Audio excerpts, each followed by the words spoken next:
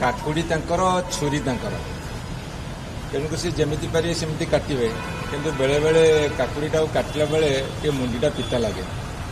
ତେଣୁ ମୋର ବର୍ତ୍ତମାନର ରାଜ୍ୟ ସରକାରଙ୍କ ଅନୁରୋଧ ରହିବ ଏମିତି କୌଣସି କାମ କରନ୍ତୁ ନାହିଁ ଯେଉଁଥିରେ କି ଓଡ଼ିଶାବାସୀ ମର୍ମାହତ ହେବେ। ବିଜୁବାବୁ ଜଣେ ବ୍ୟକ୍ତି ନୁହନ୍ତି, ଜଣେ ଅନୁଷ୍ଠାନ। ବିଜୁବାବୁ ତିନିଟା ଦେଶର ସମ୍ମାନରେ ସମ୍ମାନିତ। ବିଜୁବାବୁ ରାଷ୍ଟ୍ରର ଜଣେ ସମ୍ପତ୍ତି। ତେଣୁକରି ତାଙ୍କ ନାଁଟାକୁ କାଟିକି ସେ କେଉଁ ଯଶବାନ ଉଡ଼େଇବେ। ତେଣୁକରି ଏଭଳି ରାଜନୀତି କରିବା ଠିକ୍ ନୁହେଁ ବୋଲି ଆମେ ବିଚାର କରୁଛୁ।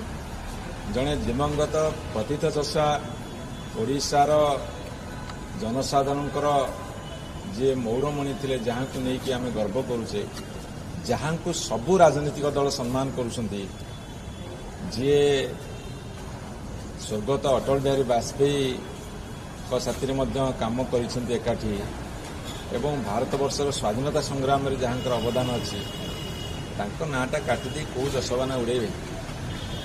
ତେଣୁ ଏଭଳି ନିଷ୍ପତ୍ତିରୁ କ୍ଷାନ୍ତ ରହିବାକୁ ମୁଁ ବିନମ୍ର ନିବେଦନ କରୁଛି ରାଜ୍ୟ ସରକାରଙ୍କୁ।